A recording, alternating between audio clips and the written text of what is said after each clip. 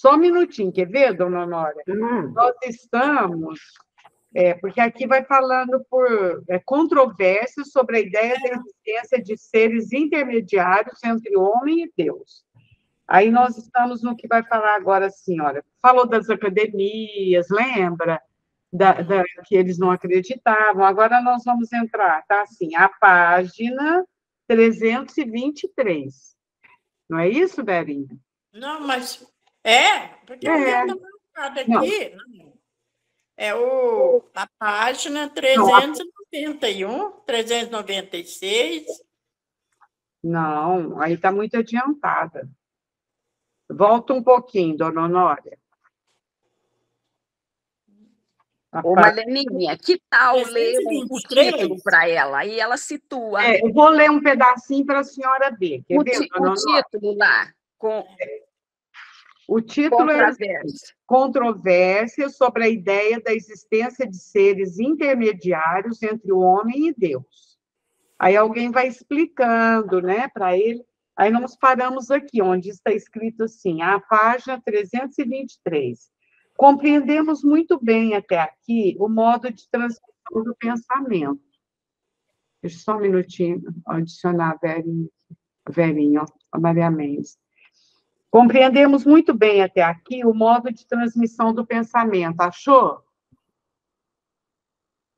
Achou? Então, mas aí, só lembrando, gente, que no capítulo anterior, ele fala dos agentes, ele fala daquelas pessoas que se apresentam em outros lugares, né? E ele cita a Revista Espírita. Eu tinha contado aquele caso que eu vi na Revista Espírita, né, gente? Daquele menino que se apresentava para a irmã dele, lembra? Ele desencarnou jovem, se apresentava para a irmã, ele combinou de ver a irmã em tal lugar, lá na casa de costura.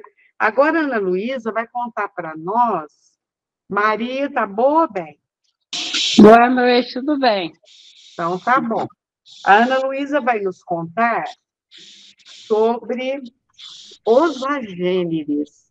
Ô, Ana, mas você sabe contar, minha filha. Não, eu li.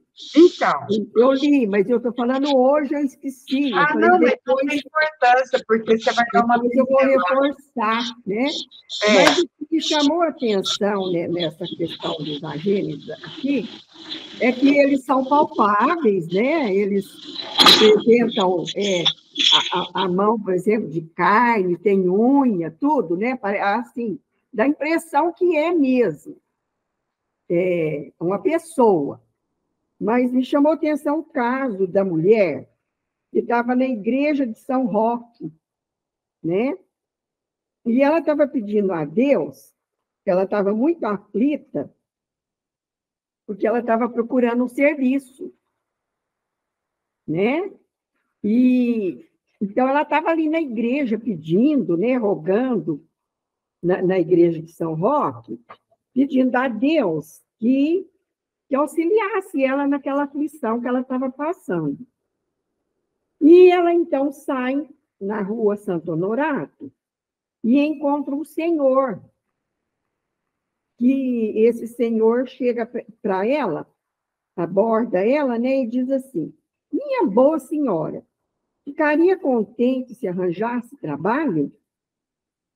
Aí ela disse assim, meu bom senhor, peço a Deus que me faça esse favor, porque estou muito necessitada. Ela estava muito, muito necessitada daquele trabalho.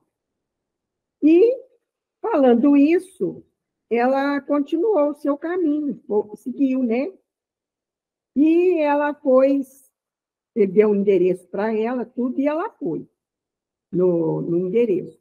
Ele disse assim, então vá à rua tal, número tanto, procure a senhora T, e ela vai lhe dar trabalho. Essa pessoa, esse senhor falou para ela, né? Aí ela foi. Aí, quando ela bateu na porta, a senhora atendeu e disse, com efeito, eu tenho um trabalho para mandar fazer, mas como não o disse a ninguém, eu não sei como que a senhora veio me procurar. Então, ela tinha um serviço ela precisava de alguém que fizesse, mas ela não falou para ninguém. E como é que esse senhor foi abordá-la? Se ela se a senhora que queria dar emprego a ela, né, não tinha falado para ninguém. Aí ela disse, né, senhora, foi esse cavalheiro que me mandou. Aí a senhora disse assim, este cavalheiro? Mas é impossível. Esse é o retrato do meu filho, falecido há 3 anos. Ela viu o retrato na parede e falou, foi ele, né? Aí o filho dela tinha falecido. Olha que interessante, né? Então, ela falou, não sei como pode ser isso, mas eu vos asseguro que foi esse senhor que eu encontrei ao sair da igreja, onde tinha ido pedir auxílio a Deus. Ele me abordou e foi ele mesmo que me mandou aqui.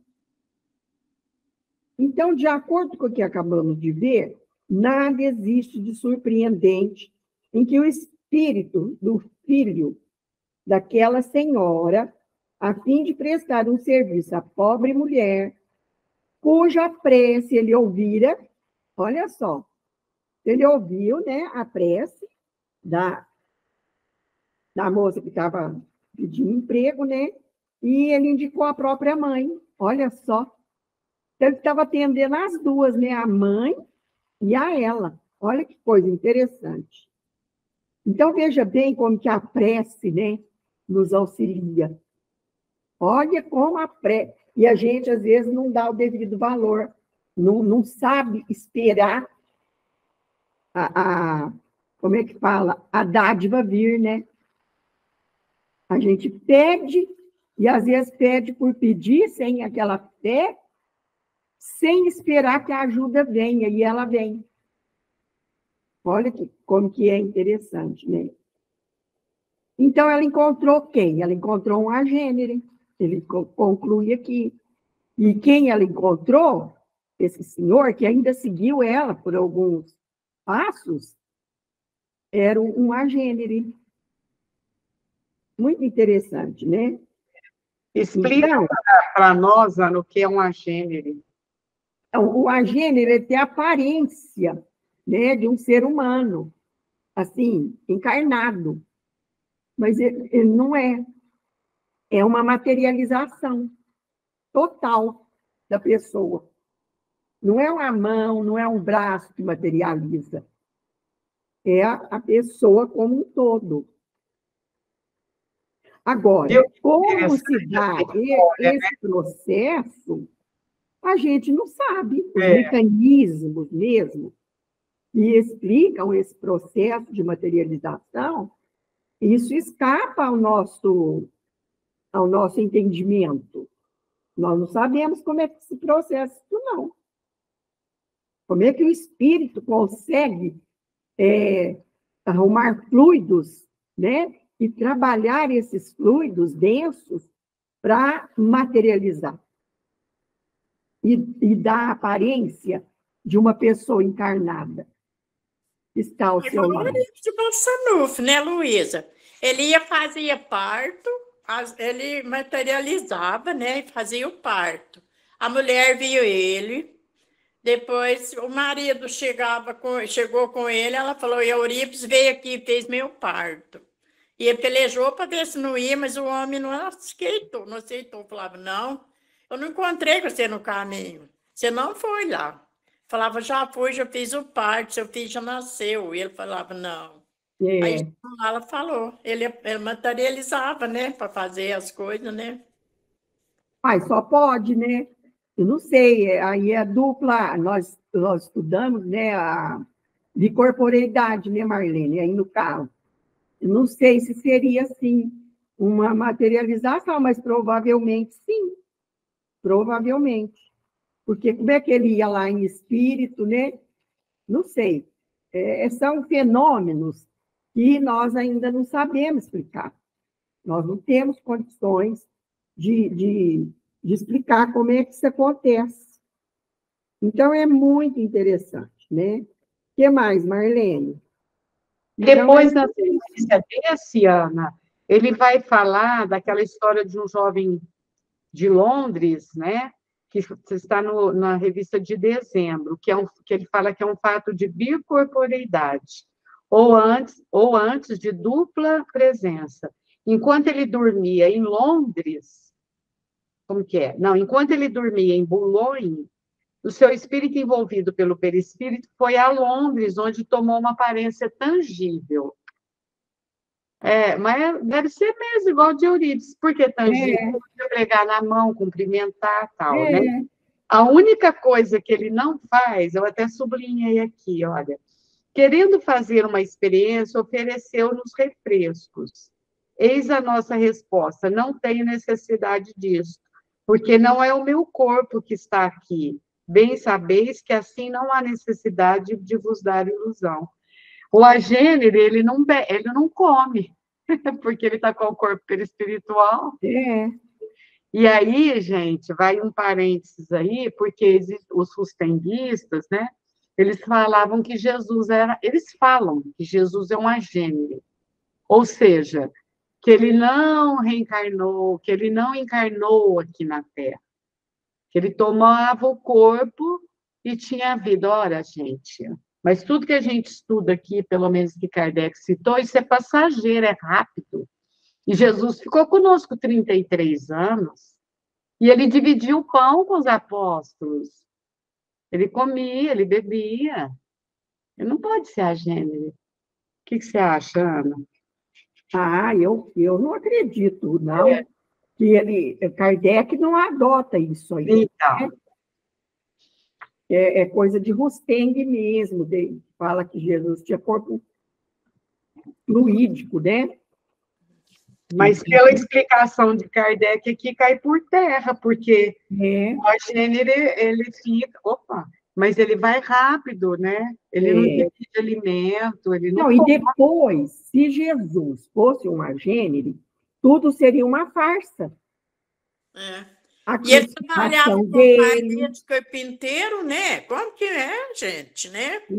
Seria uma farsa a vida dele. Ele seria um falsário, um impostor. Não tem cabimento, não tem lógica, né? Quem explica muito bem tudo isso lá até a Marlene me emprestou esse livro, eu li há muitos anos, O Verbo e a Carne, do Herculano Pires, né?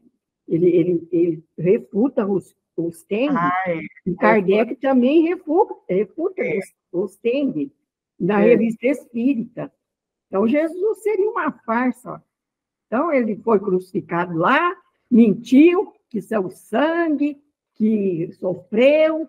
Olha, que negócio é esse? E todos os casos aqui, Kardec, né, porque na revista ele recebia os artigos e ele explicando. Tem outro que se chama, na sequência desse da Ana, não sei se você leu, Ana, Meu Amigo Hermann.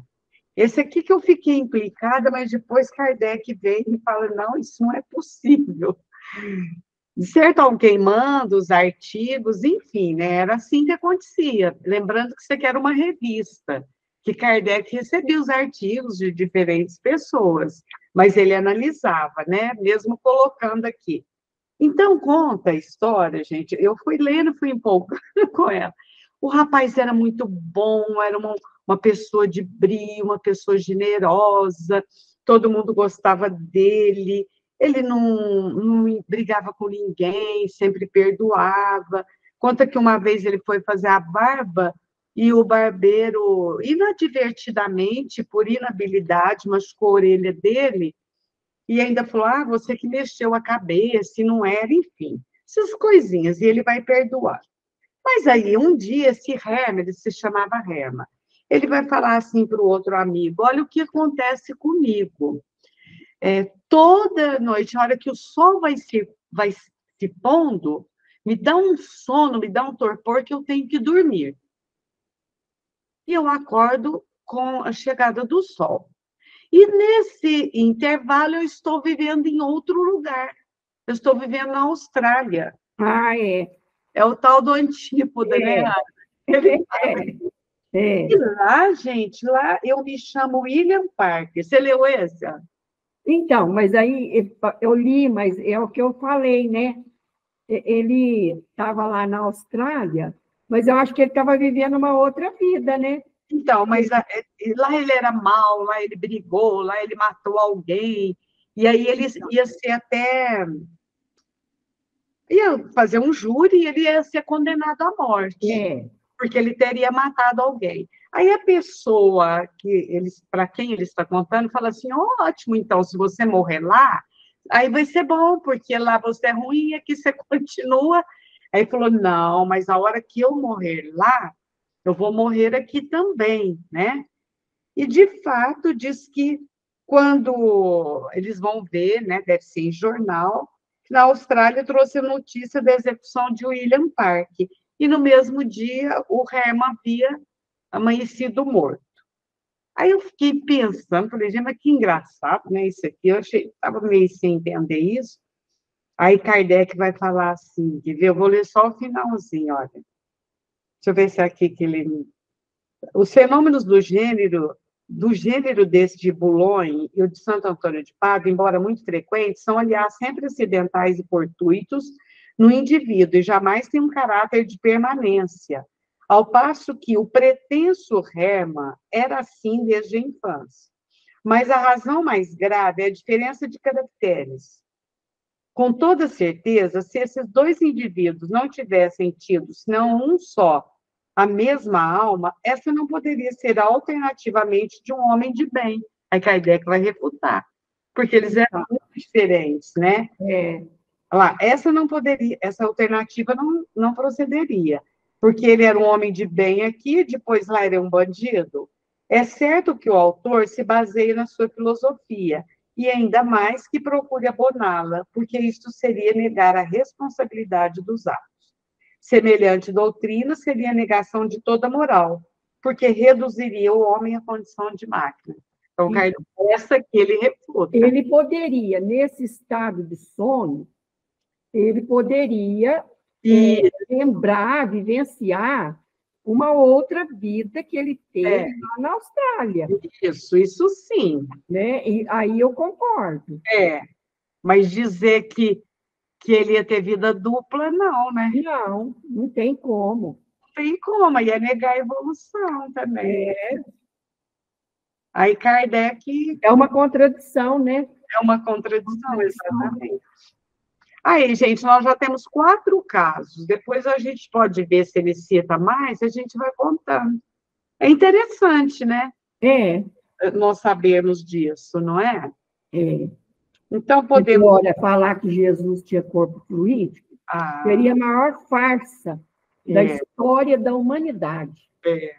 Aí os ensinos dele nem teriam credibilidade. Exatamente, porque, por exemplo, no caso do Eurípides, vamos pegar o Eurípides, que é tão pertinho de nós e tudo.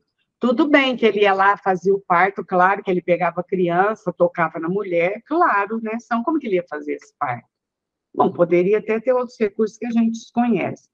Só que ninguém conta que a mulher dava algum quitute para ele comia, né? Porque lá ele estava apenas com o corpo perispiritual. E aquilo era tão rápido, né? Que você vê, o marido saiu de casa e não encontra com o Eurípides. A única pessoa que dá presença que Eurípides esteve lá foi a própria parturiente, né? Então, mas o doutor não contava que ele deitava na mesa e revirava os olhos assim, tremelicava os olhos, deitava na mesa, e ele assistiu lá na Europa o Tratado de Versalhes, quando terminou a Primeira Guerra Mundial, dividindo a Europa entre os vencedores da guerra. Então, aí, dali uns dias veio a notícia no jornal, o doutor contava isso para nós. Contava. Então, é um caso, assim, de desdobramento, né? Quando ele estava lá no Palácio de Versalhes, provavelmente, ele poderia até conversar com alguém, lógico, né? Dar a mão, mas ele estava aqui meio dormindo, e outra. Ele não ia ficar lá para sempre. Ele estava em transe, né? Em transe. Então, é possível? É, mas é uma situação especial, né? É. Agora, voltando a Jesus, eu acredito que ele tivesse, assim, acredito, não, é fato, o perispírito dele era muito rarefeito, era muito leve, não era denso como o nosso, certo? E talvez o corpo dele também, devido a esse perispírito assim tão... que o perispírito é o modelador. Então, o corpo dele também era de uma carne mais aperfeiçoada, mais perfeita. Mas não que fosse assim um corpo fluídico, né? É lógico, é um espírito dessa categoria, né, Ana? O governador É, do planeta, disso a gente não tem dúvida. Tanto é. que a gente nunca ouviu falar que ele adoeceu, né? Então, Mas ele estava encarnado aqui, né? é, Bem encarnadinho. Então, vamos continuar? São pedaços pequenos, eu leio e a gente comenta. Então, aqui ele fala: compreendemos muito bem até aqui o modo de transmissão do pensamento, mas não conseguimos compreender, através das leis de simpatia harmônica, o sistema pelo qual o homem forma em si mesmo tal ou qual pensamento, tal ou qual imagem, e a solicitação de objetos exteriores. Isso ultrapassa as propriedades do organismo e a psicologia, achando nessa faculdade rememorativa ou criadora, segundo o desejo do homem, alguma coisa de antagônico com as propriedades do organismo. Fala depender de um ser substancial diferente da matéria. Começamos, então, a achar no fenômeno do pensamento algumas lacunas entre a capacidade das leis fisiológicas do organismo e o resultado obtido. O rudimento do fenômeno, por assim dizer, é bem fisiológico, mas a sua extensão, verdadeiramente prodigiosa, já não o é. E aqui devemos admitir que o homem goza de uma faculdade que não pertence a nenhum dos dois elementos materiais dos quais, até o presente, julgávamos compor-se. O observador de boa-fé reconhecerá, pois, daqui por diante, uma terceira parte que entrará na composição do homem, parte que começa a se lhe revelar do ponto de vista da psicologia magnética, por meio de caracteres novos e que se relacionam com o que os filósofos atribuem à alma. Mas a existência da alma está melhor demonstrada pelo estudo de algumas outras faculdades do sonambulismo magnético. Assim, a visão à distância, quando completa e claramente separada da transmissão do pensamento, não poderia, de acordo com a nossa opinião, explicar-se pela extensão do simpático orgânico. complicadinho, né? É, Muito complicadinho, no meu eu acho entendimento. que, Ana, por Deus. Então, o que ele quer dizer aí? Ele está querendo dizer que a gente não sabe explicar a origem do pensamento, como é que ele se forma, né? Que o pensamento, né, meninas, ajuda aí se eu estiver errada, né, é um atributo do espírito. Mas não é o espírito em si, né? Ele é um atributo. Aí ele vai falando até da psicologia aqui, né?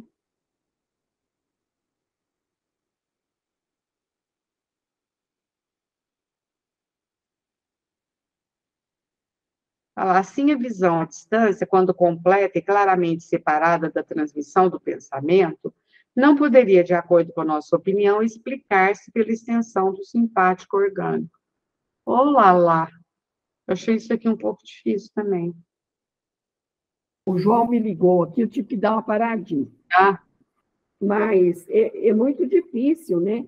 A gente não sabe. Ainda ontem, eu estava num estudo com o Cosme Mas, E ele estava falando sobre isso. Não adianta a gente querer explicar aquilo que não dá para a gente entender. São fenômenos que nós não temos como entender. Como é que se forma o pensamento? Não é do nosso alcance. Você vê, e olha que ele é estudioso, né? Não, e ele falou isso, Ana. Falou. É isso aí. Tem hora que eu me sinto assim, nossa, eu falo, gente, eu sou tão burrinha. Mas é que realmente tem coisas que... Ele falou, não tem.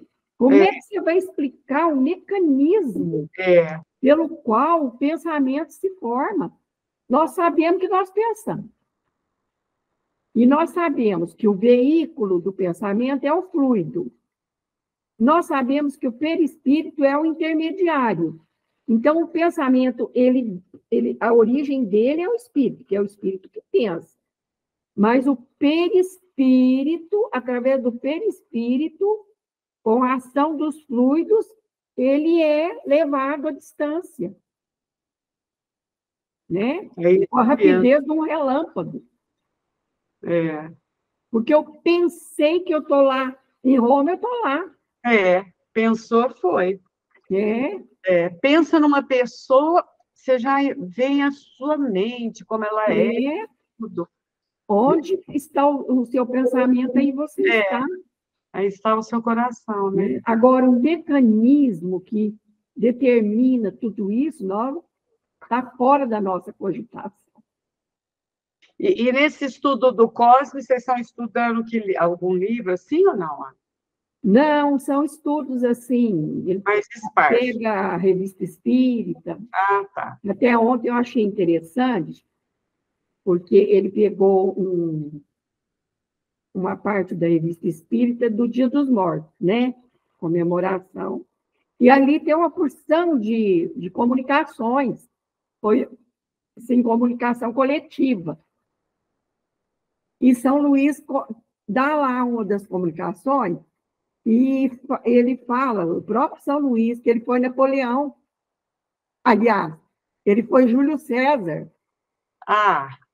Isso aí nós já estudamos, não foi a Joana? Então, a Joana de Anjos. Só que lá não fala, diz que era São Luís, né? Que São Luís foi Júlio César.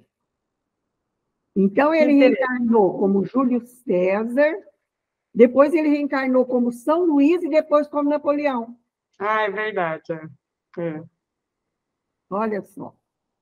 Interessante. Então, e ontem eu ouvi uma pessoa falando assim, não, tudo é matéria, tudo é matéria. Eu falei, não.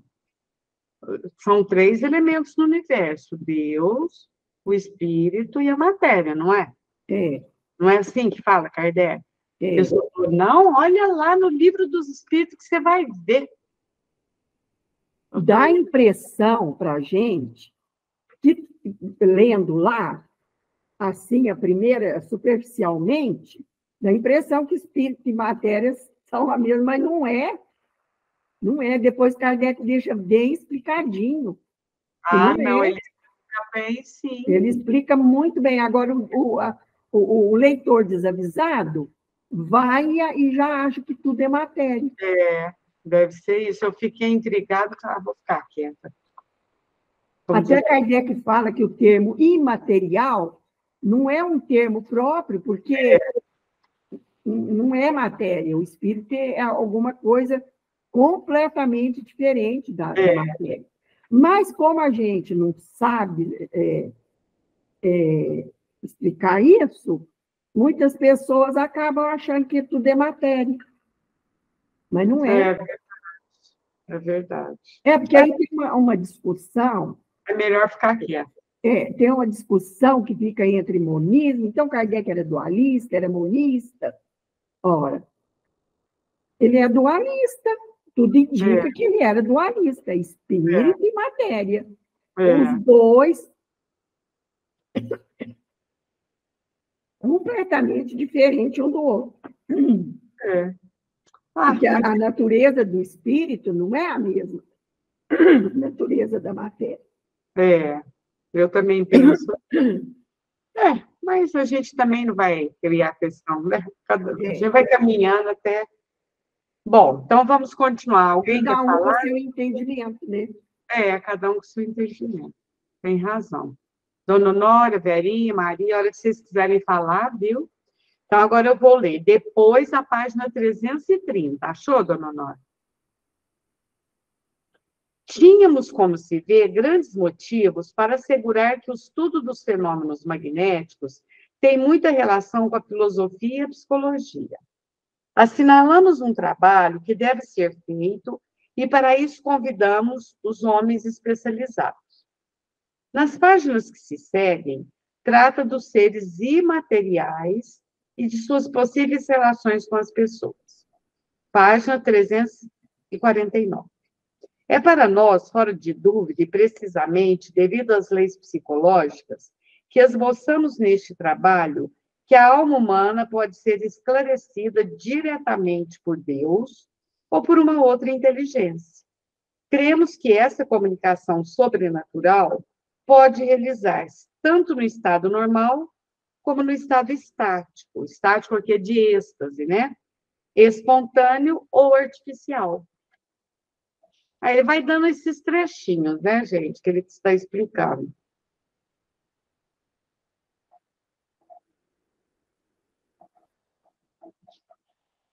No meu desdobramento, no nosso desdobramento, por exemplo, tanto durante o sono, ou como às vezes um desdobramento, você está num estado assim, ou você está lendo, ou você passa por um breve cochilinho, você pode ser orientada por outros espíritos. Ou, por que não, até por um espírito encarnado, né? Que pode. Não é difícil. Agora vai falar na página 351. Mas voltamos a dizer que a previsão natural do homem é limitada e não poderia ser tão precisa, tão constante e exposta com tanta amplitude como as previsões feitas pelos profetas sagrados ou por homens inspirados por uma inteligência superior à alma humana.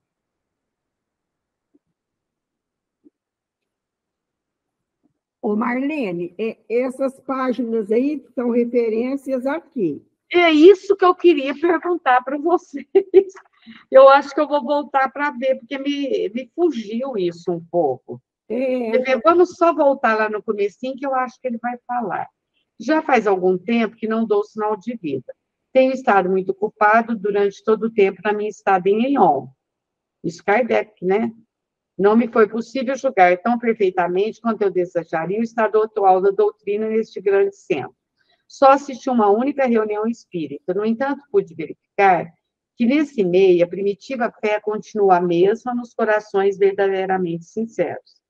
Em diferentes centros do meio-dia, até que você explicou, né, que é centro do sul da Europa, ouvi discutir a seguinte opinião, emitida por alguns magnetizadores, que muitos fenômenos ditos espíritas são simplesmente efeitos do sonambulismo e que o espiritismo nada mais fez que substituir o magnetismo. Tem gente que critica, porque como o magnetismo veio antes, até Kardec estudava junto com o Mesmer, tem gente que fala que o espiritismo foi copiado do magnetismo e pronto. É, como vedes, um novo ataque dirigido contra a mediunidade. Assim, segundo essas pessoas, tudo que escrevem os médiuns é resultante das faculdades da alma encarnada. Que vou pular um pouquinho aqui, vamos ver se embaixo vai falar. Aguardando a solução desses problemas, vou citar-vos algumas passagens de Charpignon, esse doutor de Orleans, partidário da transmissão de pensamento. Vereis que ele próprio se reconhece incapaz de demonstrar que, na visão propriamente dita, a causa se origina na extensão do simpático orgânico, como pretendem vários autores. Diz ele a página... Então, é nesse livro desse senhor aqui. O simpático orgânico é o nervo simpático, né? Nós temos um nervo chamado nervo simpático. Ele está se referindo a esse nervo aí. Isso. Quer dizer que é esse senhor, quando ele fala as páginas, é do livro dessa pessoa. E Kardec, então, vai refutando isso. Então, vamos lá, gente. Página 351, eu já li. Não, agora é ela. Mas voltamos a dizer que a previsão natural do homem é limitada e não poderia ser tão precisa, tão constante e exposta, com tanta amplitude, como as previsões feitas pelos profetas sagrados, ou por homens inspirados por uma inteligência superior à alma humana. Por isso que está tudo entre aspas. Então, Kardec vai colocando e vai explicando. Na página 391, a ciência e a crença no mundo sobrenatural são dois termos antagônicos. Porque nessa época, até hoje né, gente? A ciência, quando fala em coisa sobrenatural, refuta. Agora que eles estão engatinhando. Mas apressamos-nos a dizê-lo, isso acontece devido aos exageros que surgiram de ambos os lados. Segundo nossa opinião, é possível que a ciência e a fé efetuem aliança. E então, o espírito humano se achará no nível de sua perfectibilidade terrena. E Kardec vai propor esse tema, né? Aliança da ciência com a religião. E esse senhor aqui também já fala que isso vai acontecer, né? Que é possível isso. Aí, na página 396. Tanto o Antigo como o Novo Testamento e os anais da história de todos os povos apresentam inúmeros fatos que só se podem explicar pela ação de seres superiores ao homem. Aliás, os estudos da antropologia, metafísica e odontologia provam a realidade da existência de seres imateriais. Ontologia. Hã? Ontologia. O que eu li? Odontologia. É ontologia, valeu, obrigada. Provam a realidade da existência de seres materiais entre o homem e Deus, e a possibilidade de sua influência sobre a espécie humana. Então, ele está dizendo, né, que desde o Antigo Testamento já tem essas especulações, essas observações. Isso e que há espíritos, né? Entre Deus e o homem, há espíritos. Vamos ver se vocês concordam comigo. Se isso vem desde todo o tempo, é claro que tem os que negam tudo, é prova de que é verdade também, né, gente? Agora vamos ver. Veja-se agora a opinião de uma das principais autoridades em magnetismo, agora Kardec vai falar, a respeito da existência de seres fora da humanidade. Foi extraída da correspondência de Deleuze com o Dr. Biot. Então, Kardec vai citar isso. Vamos ver. O único... Não é Kardec que fala, é tirado dessa correspondência. O único fenômeno que parece realizar a comunicação com seres imateriais são as aparições. Delas há muitos casos. E como estou convencido da imortalidade da alma, não vejo razões para negar a possibilidade da aparição de pessoas que, tendo deixado esta vida, preocupam-se com aqueles que lhe foram caros, e a eles se apresentam para dar-lhes conselhos salutares. O Dr. Vaudiner de Mâcon, outra autoridade na matéria, assim se exprime. Então, o que Kardec está fazendo aqui, gente? Ele está pegando textos de outras pessoas, importantes também, pesquisadores, que traziam a possibilidade da comunicação e da imortalidade da alma. Né? É isso que Kardec está fazendo. Olha como ele era um grande estudioso, né, Ana? Ele vai apresentar, ó, fulano pensa isso, lá no Novo Testamento, no Velho Testamento. Ele vai colocando. Por isso que veio o Espiritismo, porque já havia uma psicosfera espiritualista na época de Kardec. Né? Então, o espiritualismo estava, assim, transbordando. Aí, a partir daí é que vem Marx com o materialismo dialético dele, né? E aí houve uma distorção do pensamento para o materialismo. Tanto é que o professor Cosme fala, igual Kardec fala, O materialismo é que está fazendo essas guerras, está fazendo tudo isso. É o materialismo, é a falta de crença numa vida futura. Morreu, acabou. Então vamos matar, vamos guerrear. Porque nós somos inatingíveis. Morreu, acabou, não temos satisfação nenhuma para dar para ninguém, não temos que responder por nada que fizermos. Então vamos fazer horrores por aí. É verdade, né? É isso mesmo. Então, agora o Kardec vai falar, né? Ele vai tirar daqui desse doutor Ordinaire de Macon. O fogo sagrado, a influência secreta de Boileau, a inspiração não provém, pois, de tal ou qual contextura, como pretendem os frenólogos, mas de uma alma poética em comunicação com um gênio mais poético ainda. Acontece mesmo com a música, com a pintura, etc. Essas inteligências superiores não seriam almas desligadas da matéria e que se elevam gradualmente à medida que se purificam até a grande, a universal inteligência que as abrange todas, até Deus? Nossas almas, após diversas migrações, não tomariam lugar entre esses seres materiais? Está falando aí da frenologia, né? A frenologia é aquela... Mas esqueci. É aquela... Não sei se é ciência, que já é. Uma corrente que, pelas características da pessoa, né, faz a descrição do caráter dela. Tem até um livro que eles estudam muito em direito, esqueci o nome da pessoa agora, que ele falava, tem a cabeça assim, tem a cabeça de tal jeito, o rosto assim, vai ser um assassino, um bandido. Eu esqueci o nome, gente. Agora eu me esqueci. Bom, então vamos lá.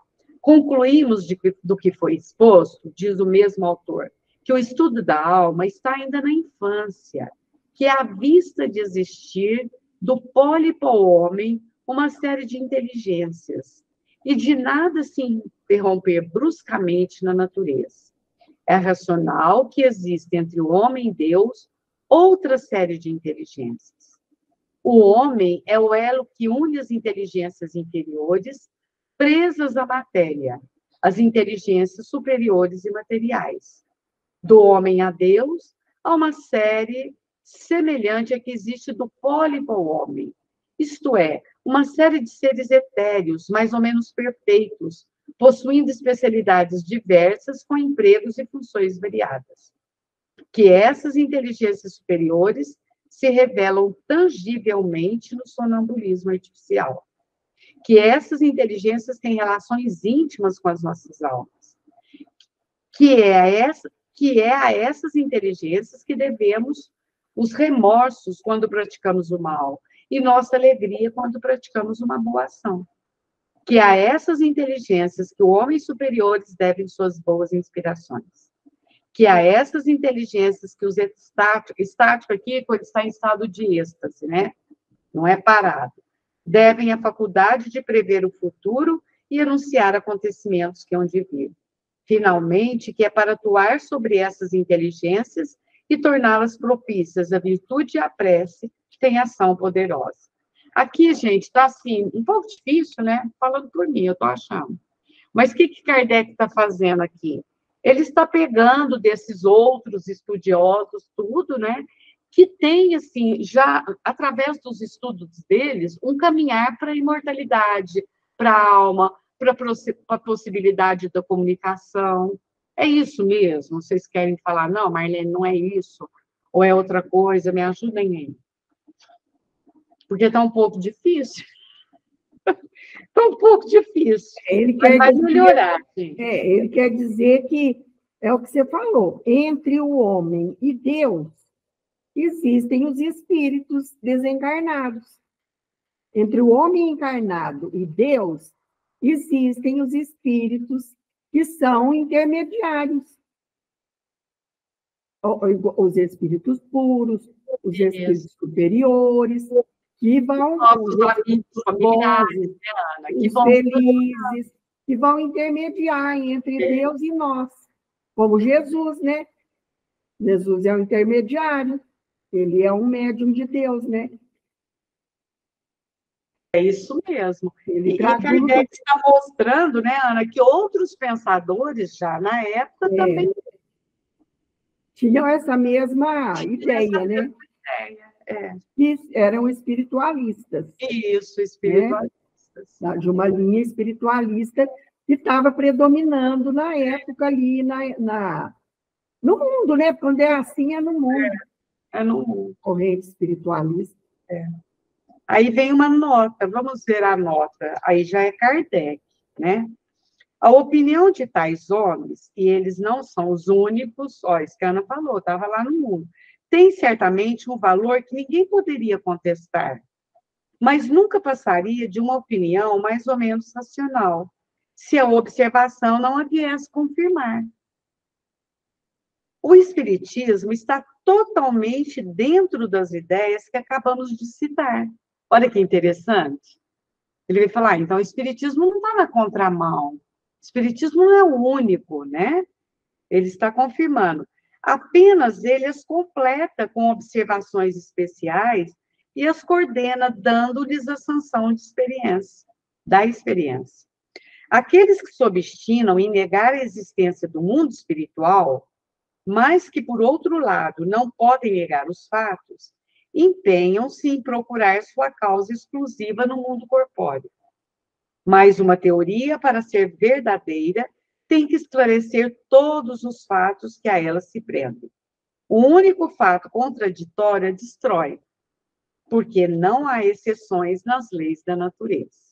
Ele está dizendo assim, olha, todos os fatos têm que comprovar isso. Se houver um fato que nega, já a teoria cai por terra, né? Isso aconteceu com a maior parte das que, no princípio, foram imaginadas para explicar os fenômenos espíritas. Quase todas caíram, uma a uma, diante dos fatos que estavam fora do seu âmbito. Depois de lançarem mão de todos os sistemas, sem alcançar resultado, viram-se forçados a voltar para as teorias espíritas, como as mais concludentes.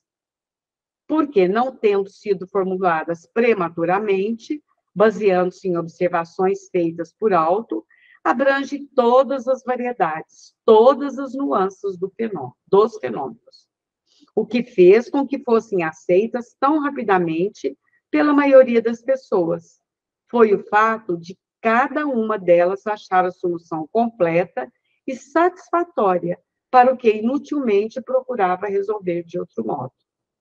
Então, o que ele está dizendo, né? Que muitas teorias apareceram, mas se uma só fosse já contrariada na sua tese, aquilo já cairia por terra.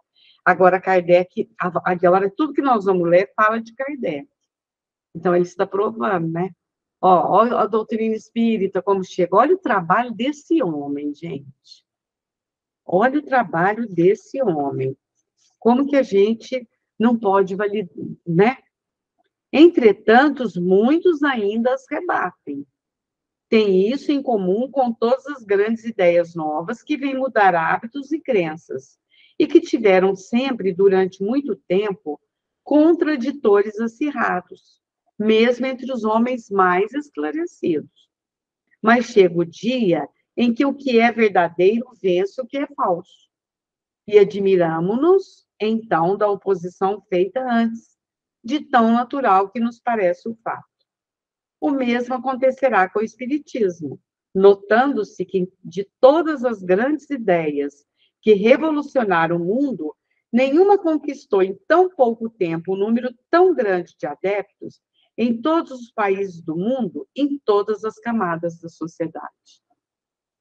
É essa a razão porque os espíritas, cuja fé não é cega, como dizem seus opositores, mas fundada na observação, não se preocupam nem com seus contraditores, nem com os que não participam de suas ideias.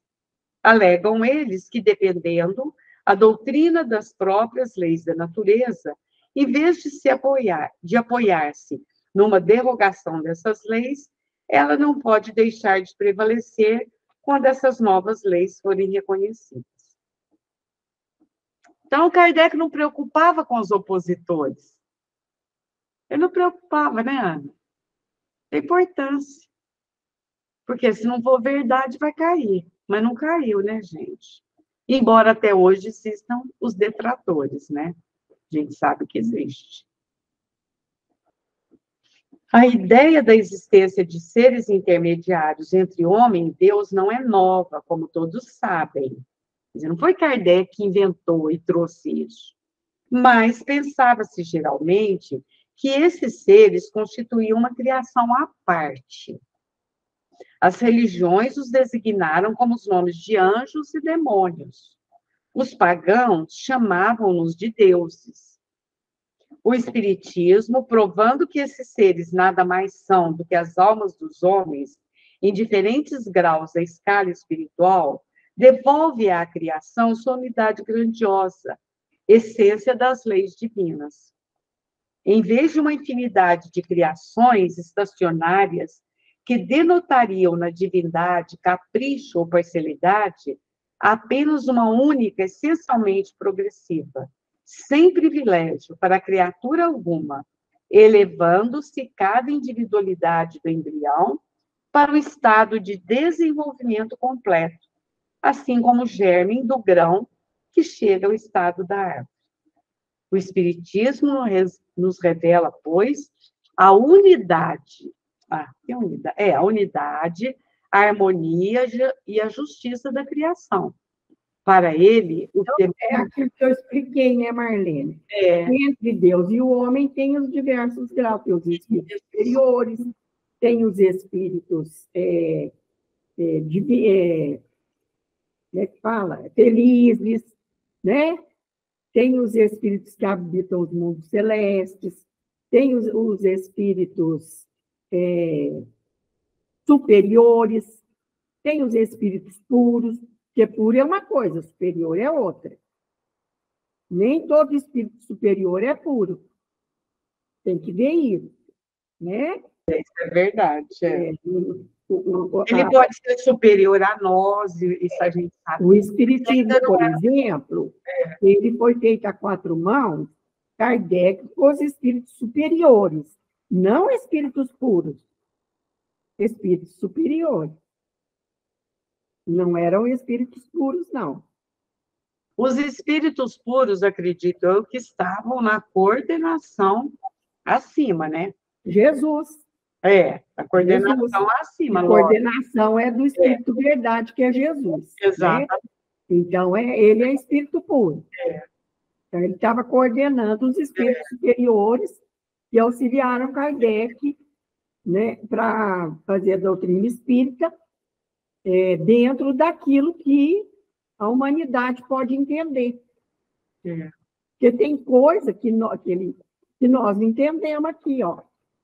É verdade. Tem hora que eu falar, ai meu Deus, não estou entendendo isso. Não. Nós não entendemos, né? Porque não tem como. Não tem como entender. Eu vou terminar só esse pedacinho e vou parar, até por causa da hora eu estou um pouco preocupada, porque quando a Andréia vai lá, ela traz o Tonho. Mas se ela falta, ninguém tem a caridade. E hoje, não, mas ele já está acabando de chegar aqui. Agora eu tranquilizei mais. Não tá bom. Graças a Deus. Porque está chovendo, ela deve ter trazido. Eu vou só terminar aqui, até porque, para eles, os demônios são as almas atrasadas, contaminadas ainda dos vícios da humanidade. E os anjos são essas mesmas almas, já purificadas e desmaterializadas. No meu faltam essa.